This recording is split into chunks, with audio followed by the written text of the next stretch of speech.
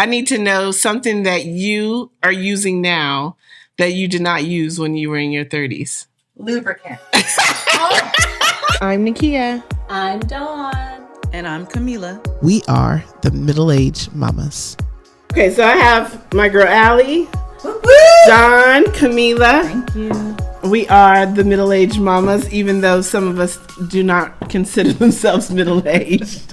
And we have a lot to offer. So I have something that I wanted to bring to you guys. What do you think about the idea of needing a side hustle? I mean, in today's world, it's always something extra that you have to do on top of being a mother, a wife. And now everyone needs to be an entrepreneur all of a sudden. Is this all of a sudden? Is this something that I feel the pressure? Because I've always been that type of person. So I feel like I got to catch up. What are your thoughts? Well, you've always had like an entrepreneurial spirit anyway, because when I met you, you had a nanny job. You had a nanny business. So many different jobs. Yeah. You know, and you employed other girls. So you started out as that. What was your first job? My first job was 8 years old selling flowers out of people's yards. Are you serious? I went door to door. Take their flowers? I would take the flowers. I would cut them because I was pretty much an only child. My sister's 5 years older than me. So on the weekends, you know how it was in the 80s. We just did what we wanted to do. We ran the streets. So I would cut the flowers, go to different homes, knock on them. Would you like to buy a bundle of flowers for 50 cents? And you would get it. Yeah, and I would get it. I've been a pretty convincing person. So you've had an entrepreneurial spirit from the beginning. I have, but I feel, just in talking to other mothers also, the need to have something else other than when you become a mother. To me, everything shifted. So I did give up my entire nanny business because I was so focused on my kids. And now that they're older and, you know, you need more money, more income, I do feel the pressure of, okay, what else? What else should I be doing? Yeah. So what are your thoughts? I never felt the pressure to have a side job. I felt the pressure to maybe have a job. You know, like going from being an at-home mom to maybe kind of feeling as though I was losing my identity, wanting to have a job so that I could feel somewhat equal in my relationship. But I never, once I had one job, I didn't want another job. I didn't feel the pressure to have another job. But I also went into any of my jobs knowing that being a mom was still my number one priority. Right. And it was something that during the time when it was happening, I felt fortunate. I felt blessed. But later, I also felt resentful because my husband never had to make any of the sacrifices that I had to make. Mm-hmm. All of my jobs had to be around the kids' schedule. My children. Yeah. So I'm teaching because I can be off at the same time as my kids. We can have the same winter breaks. We can go in at the same time. We can get off. But that's not something that my husband has ever had to do. Right. And so there's always been the issue there of feeling like I want to do something because I want to do it. That's always also been something that was nice, to be able to have the option to do it or not. And especially as an educator, all my money would have gone to childcare anyway. Right. So it didn't make sense when they were little to work because I'm going to give all my money over to someone else to watch my kids. Right. So no, I've never, once I have one job, I'm good. Okay. I don't feel, I don't feel the need to do anything else. But going back to your schedule revolving around your kids, you're ahead of us. So you have a daughter in college. Do you feel like your sacrifices from when she was little and making the time to be there for her and always putting your kids first, has that paid off? Can you let us know that are coming up how that paid off for you? Yeah, it certainly paid off. It certainly paid off for my children. But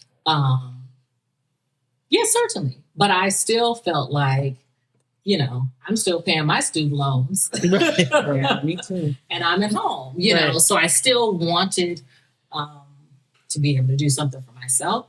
Yeah, but it's certainly paid off. All my sacrifices paid off for that daughter. But I know you asked me too, like, oh, what did you do? How did you?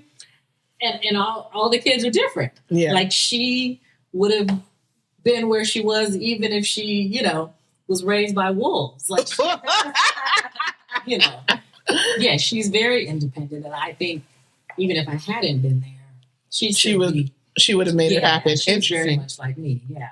But I have something to say about, losing your identity or trying to keep it, that's kind of a big part for me as to why I want to keep my side hustle. I don't know how long I'm going to keep doing it. Right. Because I'm tired. Yeah. But I don't want to stop. Yeah. So. And like Camila, for me, like I'm divorced too, single mom. But you have your son full time now. Like I co-parent. So it's a little different. So I have like 50-50. So I would maybe have more time to do like a side hustle, but I'm working full time. Also, all the mortgage, the bills, everything is on me. I don't have a partner to share that with. Mm-hmm. So my time's consumed with the work that I do. So I don't even think about having a side hustle. I just think about not being a side piece. Exactly. When you ask your mom becoming a side piece is super easy. You do not want to fall into that. Oh, I love it. But you also have a very fulfilling career and the best bounce back story I think I've ever heard. Yes. So kudos to you for not necessarily needing the side hustle. But you do see it. I mean, you're present on social media, so I'm sure you see the T-shirts and the this and buy that. My own sister, like she has her side hustle and as like she's always loved vintage clothing. Yeah, but she's pretty well now. And it started just like something she just enjoyed. Yeah. Like a little like hobby, and it turned into a full business. Like this weekend, she was at like some market. Yeah. And she finds the best pieces. I bought one of her things before. But that just came from just she like identity. She was like, I need something for me. She has 8 little kids. Right. She's married. You know, she's like, I need something that's just mine. Right. That's how. So is that something you guys would tell, the ladies in their 30s that have just started having kids? Hold on to a piece of you because you're going to be looking for it in your 40s again? Mm-hmm. Is that kind of, you're right. I think that's probably where the need came from because prior to having kids, you're so consumed when they're little with changing diapers and this and that I've never really believed in the whole losing your identity thing, but you're correct. You do lose a piece of you because you're consumed doing other things. Because also when your kids get older, I mean, and they're out of the house and you're retired or, you don't have them to take care of so much. Like, what you gonna do? What are you going to do? So true. You don't want to be following behind somebody and their girlfriend or, trying to find out where people are. You just want to have your own thing, your own life and not be so absorbed with what those guys are doing, with your kids are doing. Yeah. But I would throw like the pressure part out. Because I think like when we're talking about identity and not losing yourself, I equate that more with a passion versus the pressure of like, it's different if you're like in dire need of, I need extra money. Yeah. I need a side hustle to bring in money. That is so good. But if you're like, oh, I'm looking on social media, this girl has this and this, and she's doing this, but it's like a passion. Right. That's a totally different story, and it shouldn't be a pressure. That's good. Yeah. That's certainly what my situation has been. It was never. I'm feeling the pressure. I'm feeling the pressure now being in California, just with the cost of living being so high, and with the daughter in college, and another one ready to go, and then another one in a few years. Mm-hmm.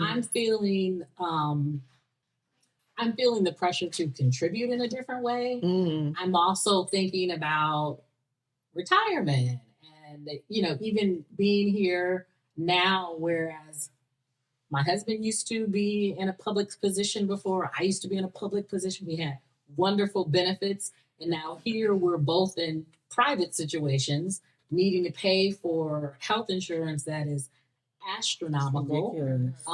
Our insurance was just increased by an additional $900 a month. Wow. Just random, just at the beginning of the year. And it was so for crazy. The family? For the family, yeah. Like it went up to like $2,200. Yes. And when I called to I better check stop on complaining. when I called to check on it, and they were like, well, you didn't check that you wanted like government financial assistance. And I said, well, will they even give it to you? If you that's why you're in that weird place. That's why I said we typically don't qualify, but why would I say no? Right. To help.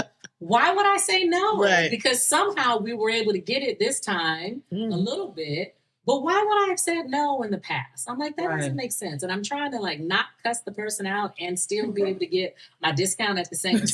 There's a fine line that you got to ride. There's a fine line, between this. Does this make sense to you? Right. Would you be able to just have like out of nowhere an additional $900 a month that you need to pay towards some health care that's not even good? It's like the bronze. I need to be getting like the platinum. This is not even the platinum. It's the straight up bronze. That's my go-to too. Tell me about the bronze and then we'll work our way up. It's the bronze. Girl. What is it? Gold, silver, bronze. So that's number 3. It's the bottom of the barrel with some high old deductible and copay. They got and you want to put an extra $900. I'm like, you like for what? I'll just pay the bill. What? I'll pay out of pocket. Should we say the name? Yeah. And so, so I feel, and this is pressure that I put on myself. Yeah. Because I know in the past I've accused my husband of of maybe being controlling and wanting me to be at home so that everything is good when he gets there. He doesn't have to do anything. He doesn't have to do drop off and pick up. Yeah. And this is ready and doctor's appointments and all that stuff. And but I was working a job that I was very unhappy. And every year I would say to him, remind me at contract time that I ain't going back to that job. What's your favorite line? I'm too old for this. What's your favorite line? I'm too old for this. Yes. Yeah, that's the other one. Who's still having babies? I'm too old for this. And then time would come and I would sign the contract and he would be like, dude, like, what you doing? Right. And then I would say, you just want to control me. It's like, I don't care what you do. They don't really care. And he's like the most chill ever. Right. And he's like, I don't care what you do. I just want you to be happy. Aww. And right now, Sweet. you making everybody miserable. You unhappy at work and you come home and Yeah. So roll it back in. That's not going to work. Right. And that's what I put pressure on myself wanting to help. And so I feel that being here in California, wanting to have the same lifestyle I had in Arizona. And so I'm preparing for a yard sale to get rid of all my extra shiznit from when I had a big old house Right. to a little house. And my daughter said this morning, oh, you're getting rid of all your random decorations. Because I have nowhere to put them. Right. I have no wall space. But I feel the pressure to contribute. Right. And, and being middle-aged, what I was also going through during that time when he would say to me, you're miserable, I was going through perimenopause. And I didn't even know. Wait, when does that start? It can start anywhere. It starts in your 40s. In your 30s. Yeah. But you're still having your period and everything, right? Absolutely. But you start having these symptoms. What are the symptoms? I was having these symptoms. I was very moody and I'm real chill. So high and low lows? Yeah, I was either ready to like cuss you out or cry. And my husband is 6'5". I'm not trying to be like in his face cussing him out. I might say something crazy and then like walk away real fast. Under your breath as you walk away. Yeah. I'm not trying to start no fights, but it was happening. It was happening all the time. And I had to realize like, no, something is going on. Yeah, something is going on. Was it about a year ago that it started or 2? Or? Oh, no, this was at 40. I'm about to be 50 this year. Oh, wait. So you can go through it that entire time and you're still having your periods and everything? But was it off schedule? Normal. It wasn't like the same. It's probably heavier, right? It was every month. I was noticing that it was like around PMS. So it was just like PMS on steroids. Yeah. Wow. The entire time before you have menopause?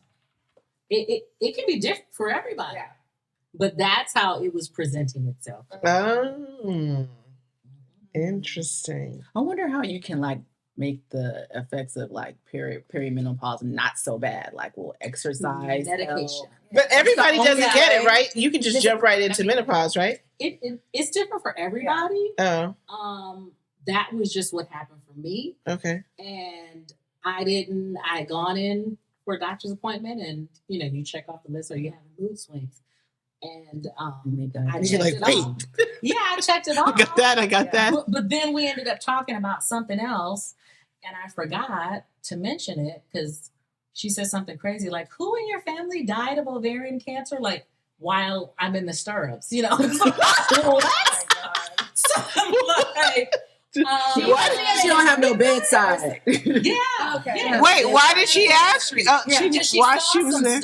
Okay. Oh. And so, once that happened, I forgetting about the mood swings. Yeah, you like, wait, what? And I'm like, okay, I'm about to die. I was like ready to be dramatic. Yeah. What you seen up there? I'm ready to be dramatic. Yeah, I was prepared to think I'm about to get some good attention. Yeah, she was seeing something. This is my moment. Yeah, it was puffy, and she saw some other things. It was a little baby dumb. No. Who's still having babies? Right? What's the line? Who's still having a baby? No, what's the oldest person you guys know to have a baby? Ooh. Janet Jackson. No, that you personally know of a friend of my sister's who is due next month, and she's 48. She tried forever. Oh, wow. Finally was able to conceive. Wow. At 48. At 48. More power. Well, God bless her. That's a lot of work at 48. That's tired. And the baby better be sweet. That's the thing. Yeah. When you talked about that you went through miscarriage. I went through miscarriages too. Yeah. And you think I mean, when they start acting crazy. Oh my God. I'll be looking at my kids like, do you know how bad I want you? I said my son the same thing. Do you know how hard I work at? Okay. Do you? Yeah. I will be a guilt trip in your mind. You can't do that to the baby. They better be sweet. I wish I would be having a baby at 48. Oh my God. And the baby comes out. And the baby comes out. Hell on wheels. The baby Cuckoo for Cocoa Puffs. I'm seeing those. And, but sometimes they end up being like that because the parents are so grateful to have the kids that they're not disciplining them. Yeah, they're like, oh, it's my miracle baby, and everything is all right. And then you send your miracle baby to school. Right? You have to it's your miracle baby. Listen. And we looking like, who's gonna tell her? Right.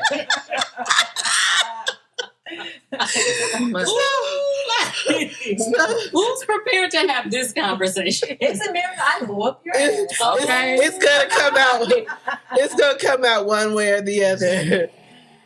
Oh my God, that's so funny. I don't know of any women that age, over 45, that have children. Yeah, I think my last friend that had a baby was 43. And 43 is not the worst. You know what I'm saying? 43 is not the worst. But when you're in your 30s, and we were all so cute and in our cute clothes and at the park, all tired. That's the prime. But you got to work with what you got. Mm-hmm. I need to know something that you are using now that you did not use when you were in your 30s. Lubricant. You are ready. Lubricant. Are you serious? No. Oh, I don't need none of that at all. I'm pretty. My DMs are very dry right now. I'm on other dry places, so maybe I need some.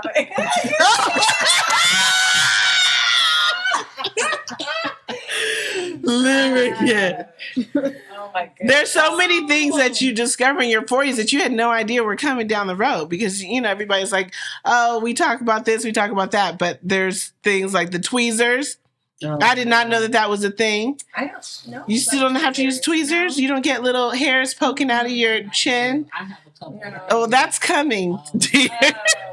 Just go get the... Out of nowhere, it'll just be a random... Yeah, you'll be talking to someone, and then you go in the car, and you're checking your lipstick, and you're like, It's like doing. Long curve. And it like really coarse. Yeah, and you gotta pluck it out. So now I have tweezers in my car, and I'll check here and there. You get the good light in the car. Yeah, is that why? Looking for you. Yeah. Good light. You can see. Yeah. But yeah, I get it. So I did not know that tweezers were going to be like a daily part of my grooming. And now with my daughter, you know, she sees everything. She's like, she's like, Mom, check here to make sure I'm not walking around with any whiskers. Wow. But it's because of the estrogen, right? Yeah. That's the reason.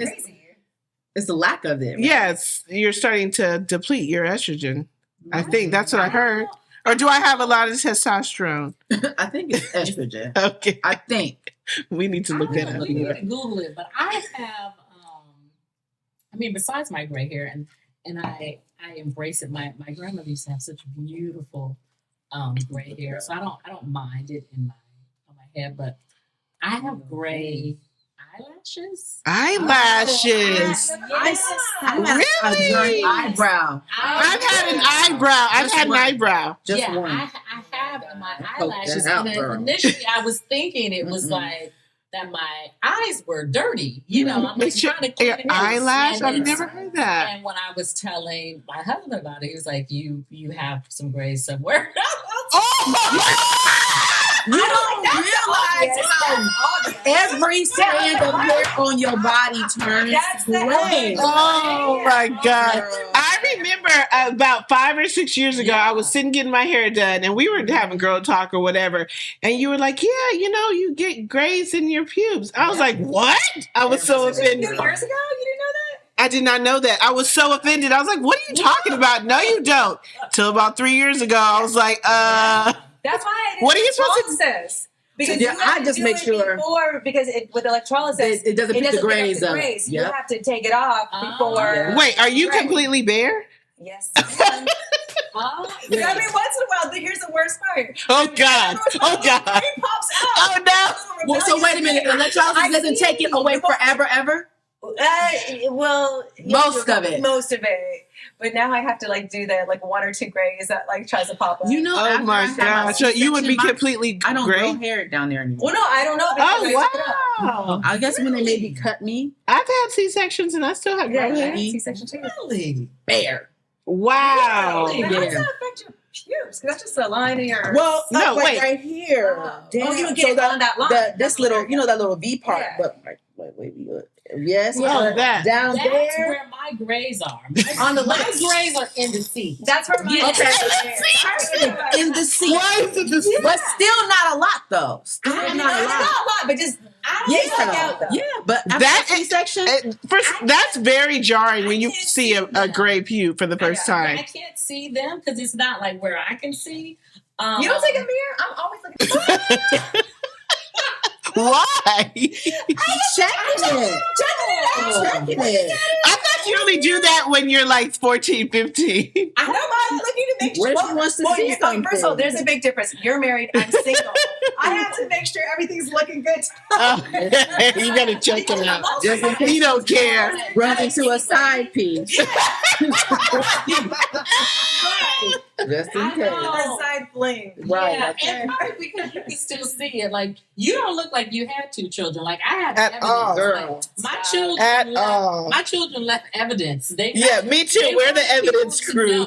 So I might have to lift up a little bit. You gotta squat. You just gotta You have to lift. I gotta You said they left evidence. They wanted people to know that they were there. That is too funny. I can't see it. Okay, Camila, your turn. What? What's something that you're using now that you didn't use in your 30s so we can let the young ones know? I am blind. I can't see. Glasses. I can't see. Even when I tried to squint, I need glasses at every angle. My mom was like, well, if you keep using them, you're gonna need them. No, that's a myth. I really can't see. Yeah. Why you don't have any glasses? Well, I can see, you know what? I can see far away, and I just can't. I cannot read nothing. It's all blurry. It's like shapes, And I'm surprised that, how old am I?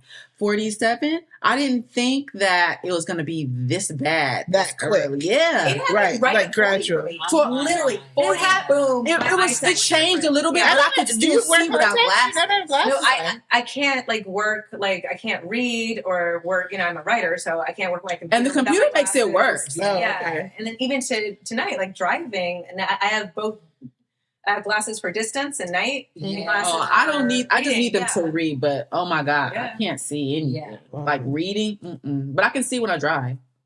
I can see it, just I just noticed when I put on the glasses, it's better. Yeah. This is what I'm supposed to be. Yeah, it's better. Yeah. Yeah, I'm blind. I don't like it. I need contacts, and then I'll need readers on top of that. Have you not readers on top of that for a very long time? I've worn glasses since 5th grade. Really? And every year, it's progressively worse. Every year. Since 5th grade? Since 5th grade. Yeah, I'm blind. I had a very difficult childhood, and I was not very emotional. I wouldn't cry. I was real tough. And so when I was crying about things, and I'm like, this is not me at all. And I would talk to Martin about it, and I remember saying, I think I need some medication. And he was so against it. He was just like, you need to just pray about it. And I remember saying to him, Jesus ain't got nothing to do with this. And when I went back in, she said, she talked to me about the PMD. Yeah. And she said it could also be perimenopause. And she said, it presents like anxiety and depression. Yeah. And she said, and we treat it with Prozac. I said, give it a year. Yeah, absolutely. Because I was in such, it was very difficult. I was having trouble at work. I was having trouble with my marriage. I was having trouble. Now, this is all about parenting. the PMS? This is the perimenopause. Yeah. This was the perimenopause. Yeah. This was at 40. This is when we had been back in Arizona for about a year. Okay. So after I left here, Landon was in kindergarten. Oh, okay. And it was awful. Yeah. It was I awful. relate, yeah. I was going out of town for some reason, and nobody was sad that I was leaving. They were just like, they needed a break. Bye. Yeah. And I remember when I came back, crying, saying, nobody even cared that I left. And I was just like, pretty much because you've been a bitch. You wouldn't say that. Yeah. But he was just like, yeah. And it was really, really difficult. I didn't know what was going on. So when she said that, I was very desperate. And when she said it was going to take 4 to 6 weeks to kick in, I'm like, dang. The Prozac? 4 to 6 weeks. It takes 4 to 6 weeks. Why? And it's not easy to get off, I hear, too. So you have to wean yourself. Well, I didn't have a problem getting. So what? How long did you take it for? And did she give you any other options besides that? I didn't even ask. You were just help me. I didn't even ask for any other options. Yeah. I did not, because in that moment I was feeling very desperate, and I had never been on. Even though I had been through some stuff where I could have certainly benefited from some medication, and so I did. I went on it, and when I knew that it had kicked in, I was on a cruise to Mexico with the family, and they tell you were like, they tell you can't get reception. Right? No, they tell you can't get reception on the ship, boat. Right? So somehow my sister-in-law was able to get through to me, and she was saying that my brother had put her out. He took the kid, all of a sudden. I was like, I said, well, I'm so sorry to hear that. I said, she leveled out at the worst time in an emergency. Oh my God. But I'm in Mexico right now, on a cruise with the family. And then I said, call the police. She was probably on the other line she was like, for real? I said, yeah. As you slept drinking your colada. I was like, you said, yeah. Oh my God. Before that, I was like, I would have been like, here, come get on the cruise. Yeah, I'm leaving right now. I was like the one that would just be that kicked in at the right time. And it was so lovely. And I was thinking, I could have benefited from this a long time ago. And Wow. I feel like, and this is certainly something that we can find a way to get in, just the stigma of mental health prevents us So as true. Black people from getting the support that we need. Yeah. And it was such a wonderful feeling. And even for Martin, who's a doctor, he was worried. He was like, I'm worried that he thought I was going to be a zombie. He thought it was going to change me. But it changed me in such a beautiful way. Why did you get off? Because Prozac has a stigma. Right, of course. Does it still though? I feel like it doesn't. Yeah. I don't know. I mean, it just depends on the community. Yeah. It still has a stigma within the Black community. White people taking Prozac all day long. They're popping it. Right. Popping it to get on a plane. Yeah. Xanax, all of it. We the only ones. It's like aspirin. We the only ones. And so the reason I got off of it was because I gained 30 pounds. And Not the first thing to take me off. I'd be like, no. So when I talked to my doctor about it, she said it's weight neutral and it doesn't make you gain weight. And so what I realized, I said, well, if it's not affecting my metabolism, it's affecting my attitude. You know, so I was so chill. It was like you was just eating. I remember thinking, no, not so much. It was just more like, whereas before I would have been very intentional about working out, and then I was just like, oh, I can go tomorrow. I'm gonna have this cake. And I remember at one point I said, I'd rather be chubby and happy than skinny and mean and crazy. You know, it was kind of like that. It like changed my perspective. But did you have a backlash when you got off? But I had no. Did it go back to no? The other part of it, because I didn't even realize I had gained weight. I don't even think I was paying attention. What ended up happening was I started snoring really badly. Oh. So I developed sleep apnea because the extra weight, I wasn't able to breathe, just like I was when I was pregnant. Yeah. And Martin was ready for me to move into the guest room. So that was what happened. I had to go back to the doctor and do like a sleep study, like all of these things. Wow. So then that's when I went back and I was like, can you give me something else? And they gave me something natural that did absolutely nothing. Absolutely nothing for me at all.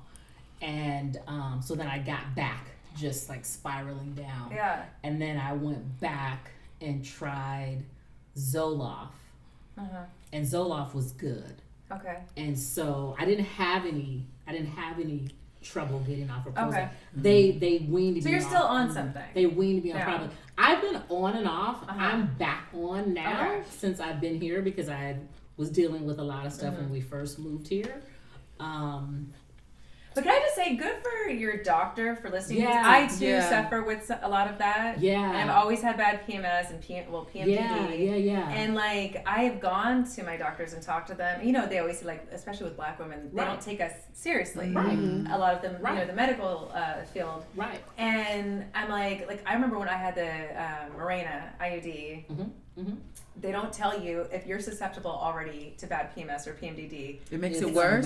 It will make it worse. There's 10% of people who... Now, does it matter if that thing, the IUD, is it plastic or metal, or does it matter? So I don't think it matters. It's like the hormones, but with the Mirena, it's supposed to be like the lowest... I don't know what people use today, but at the time, it's like one of the really low dose, and it was when I was married. And it made me, I already had PMS, but I was like suicidal in my marriage. Like I was like, something is not right. Like, I'm not feeling right in my body. I'm feeling dark thoughts. I'm feeling like extreme emotions. And I would go to my doctor and she would just be like, well, it's not the Mirena because it's such a low dose. You're just having a hard time in your marriage. And I was like, no. Every single time. And I was like, so how did you figure it out? So then I started doing, self-advocating. I started like Googling people's stories, and then I would read like stories even from husbands who are like, my wife got on the Mirena, she became a different person, she's suicidal, she's this, she's that. And I kept going back to my doctor, like, something is not right. My body or my chemistry is not right. You are helping somebody. And then she's like, well, again, I don't think it's the Mirena. And I said, take it out. I want you to take it out.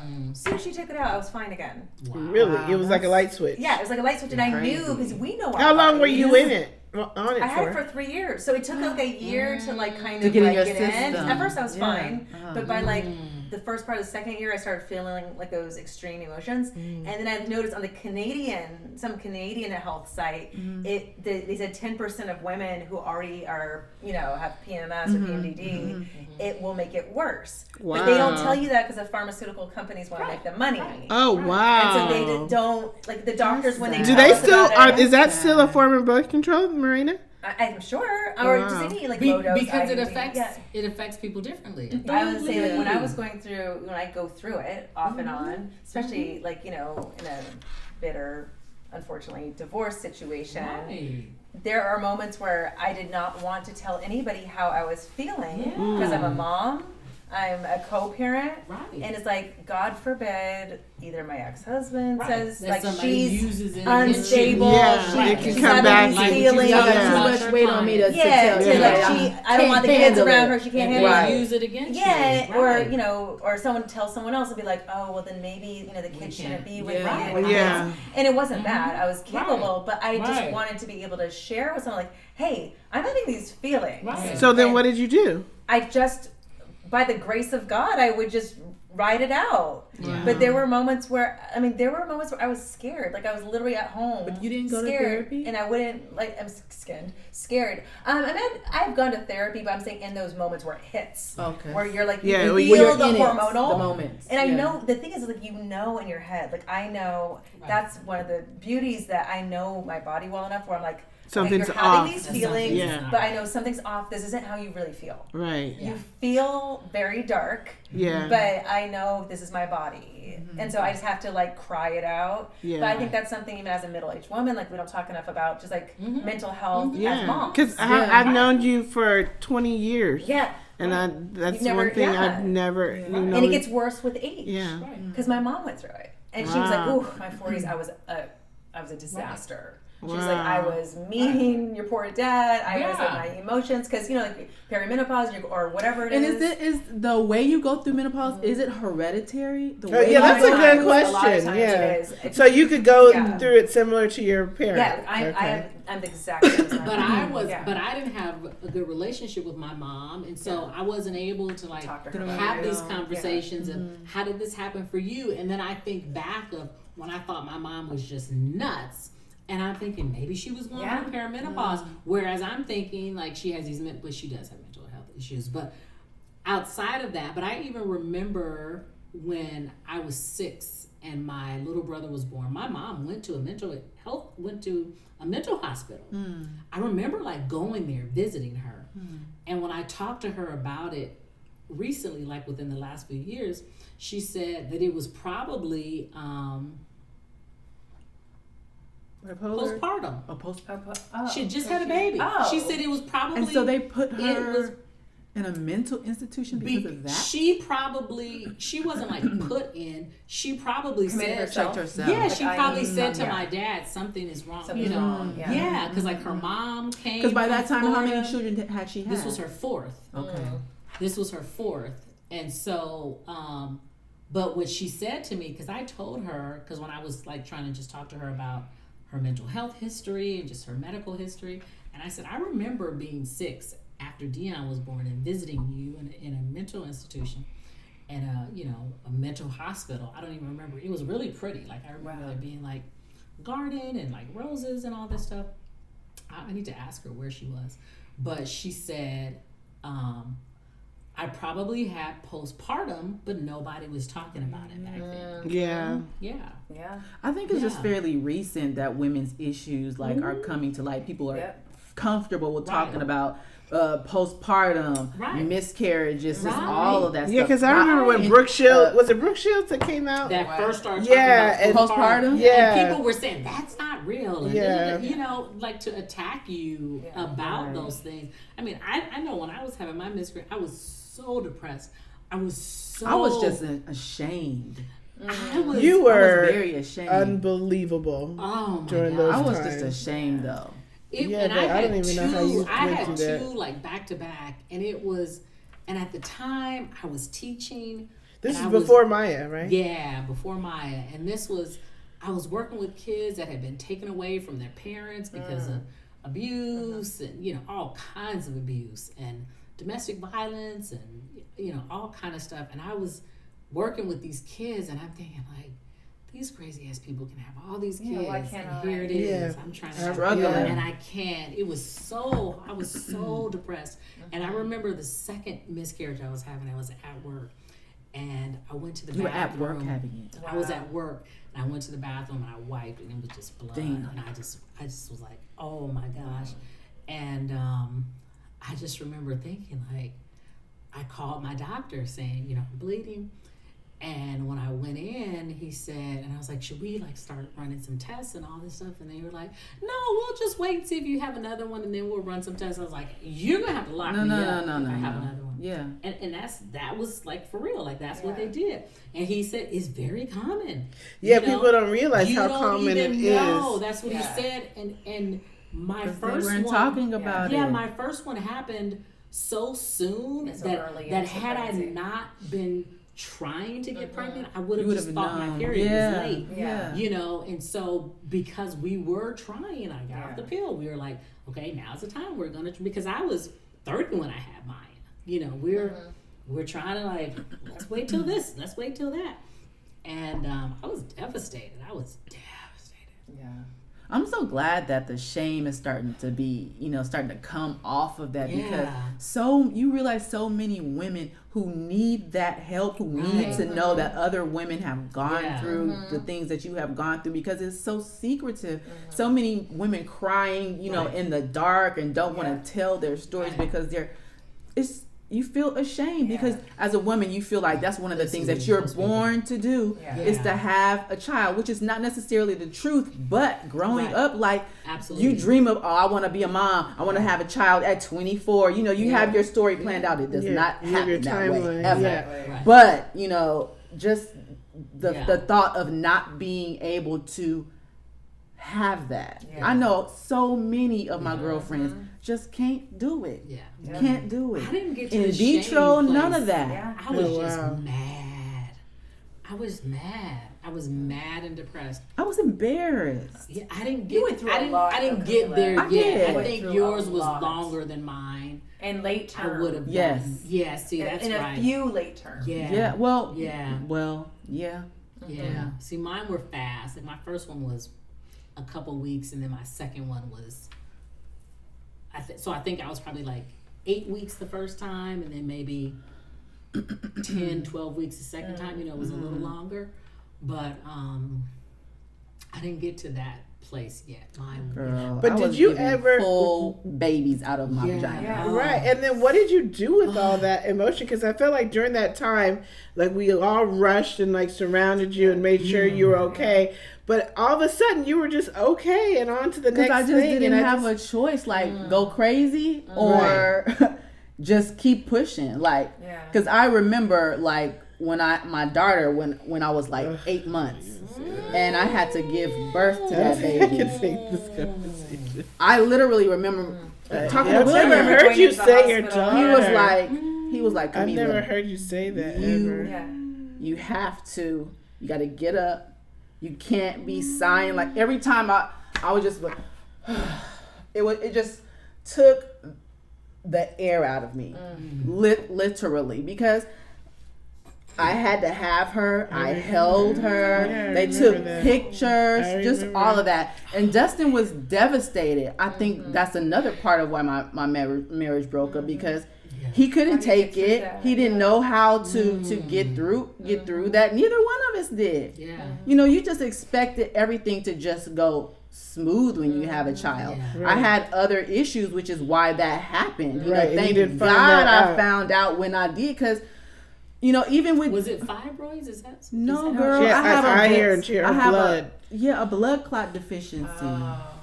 And it would choke the baby out in my placenta. And so, but the first one, it didn't get that far to know. You had that suture thing. Yes, and I had a weak cervix. So she fixed got the weak cervix sewn up, and then I thought everything was fine, and then that surface, which is not the baby issue, that's my issue, but on my medical records, it was noted in there that I had that issue.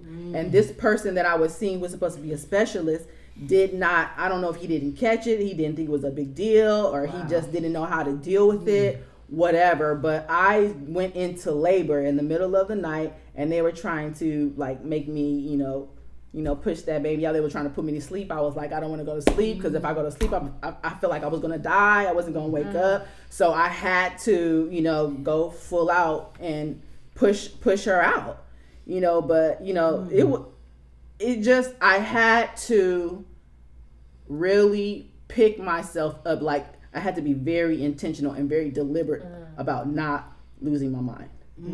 Literally. Yeah. Because it was just so much. It was so much. And another reason why I was able to push through, because, and this is kind of emotional for me, but God gave me a promise. And I was pregnant with my daughter, but I thought when the Holy Spirit whispered, what he whispered to me, it was Isaiah 48, 43, 18, and 19. Remember ye not the former things. Remember ye not the former things, but not consider the things of old. Behold, I will do a new thing. Now it shall spring forth. Wow.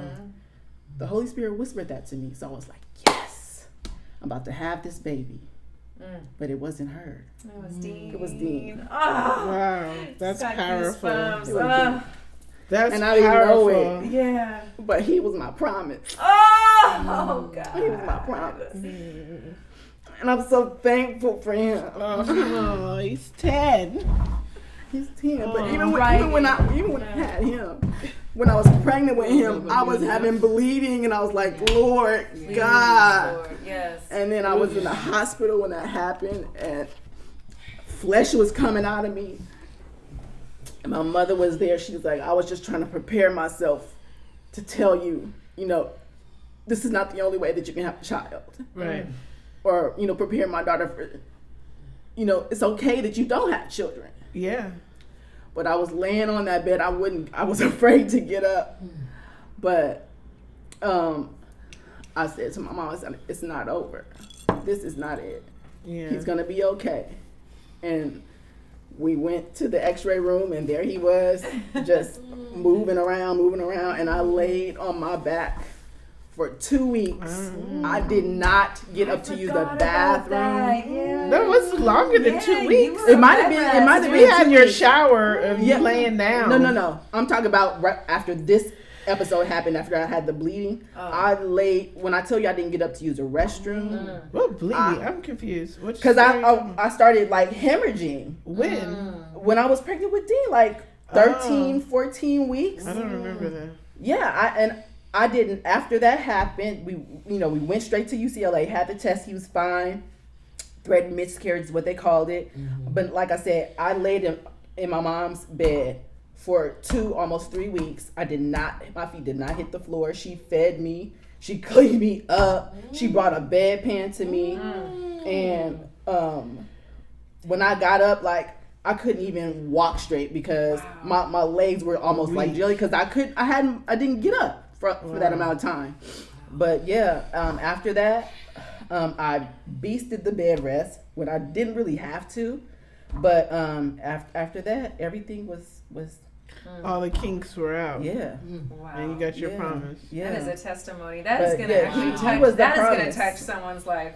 That story. Yeah. Thank you for sharing that. Yeah, it's crazy. When I think about it, it's just like, wow, God is real. Yeah, absolutely. There's no other explanation for it. No other explanation. Yeah. Wow. Now, are those conversations? How much does Dean know about? He knows everything. He does. He knows everything. He knows everything. Because I need him to know how special he was. Yeah, he is. Because his dad's not here any longer, and he needs to know all of it. He needs to know all of it, like what all you went all that we went through.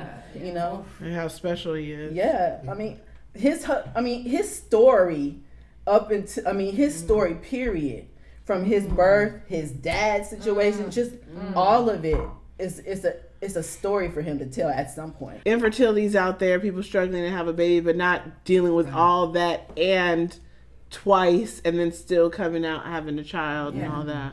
It's like, a big seriously, deal. write a book. You need to write a book. I'm telling you that. Like, from everything, when it's your time, I mean, you got to feel right about it, but from everything you went through, and then with Dustin and Dean, and your, I mean, you have, girl. It's a lot. You have and you a still story. standing. You're still standing. Not just standing. She's like one of the strongest people I know. Yeah. Like, but does it? We always talk about how strong we are. Sometimes it is good to be weak and to be vulnerable and to let those things out and to talk about it. And because you just assume, like, you know, you don't talk about it anymore. You don't want to bring it up. Like, so how you doing? You know, but you do want to make sure that the person is okay. You know? I do think, like, I know this, you know, this podcast is for everyone, but I think specific to Black women in particular with fertility issues and these types of stories, we don't, I think there's this, you know, it's probably like systemic racism. It's like Black women just have babies all the time. Yeah, they don't know we struggle. We don't know that. I remember getting all those shots and I was like, I need to document this. I had no idea what it was going to take.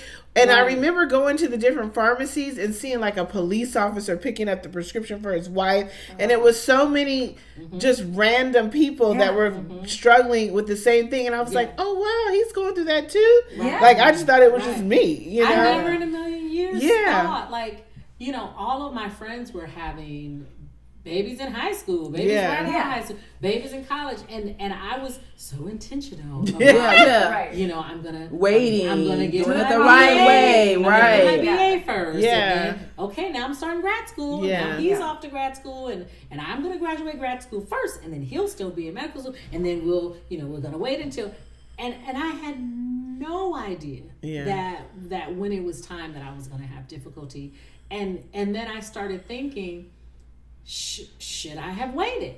You know, I should have gone on, you know, when everybody else was having kids. But I remember too when I did get pregnant with Maya and not even being able to celebrate. No, because you didn't know what was going to happen. Because I was just waiting to miscarry. You know, you're expecting every time I went to the bathroom, I was just waiting, and I don't think I started to celebrate until I found out it was a girl. You know, I made it that far, found out it was a girl, and I finally started to get excited. But then I would still have spotting. And Martin was a medical student at the time and had a Doppler. What is that? I was so dramatic. Is that the machine? The heartbeat. Oh, that must have felt comforting, though. I would have been on that thing every second. Let me hear. Oh my God. He would come home from school, and I was teaching, and I was I'm spotting. And I remember one day he said, "Are you sure of where the blood is coming from?" Where was it coming from? Your booty. I had hemorrhoids. Hemorrhoids. I thought it was anal sex. And because maybe that's I was like, oh, God. I was not being freaky digging, but what was happening was that my vitamins, my prenatal vitamins, was making that happen. So constipated. I would just busted. You were pushing. I'm busting all my capillaries, you know, and so he would have to like check it out. Any opportunity for him to be able to check it out, he's trying to let me see where that's coming from. But then I would lay out on the floor like, I need you to check the heartbeat, like it was so dramatic. So dramatic.